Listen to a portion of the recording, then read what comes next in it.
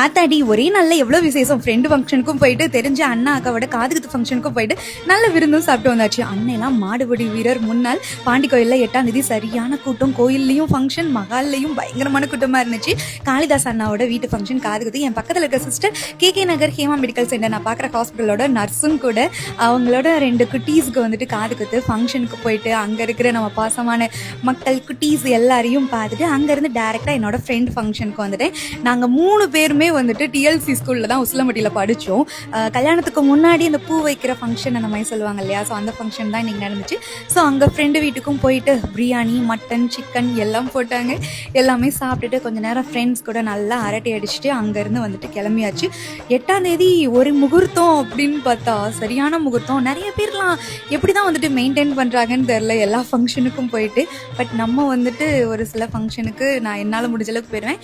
மற்றதெல்லாம் வந்துட்டு ஹஸ்பண்ட் வந்துட்டு போயிட்டு வந்துடுவார். வீட்டுக்கு வந்தனையும் நல்ல தோசை, மட்டன் குழம்பு சாப்பிட்டு இன்னைக்கு டேவும் முடிச்சாச்சு.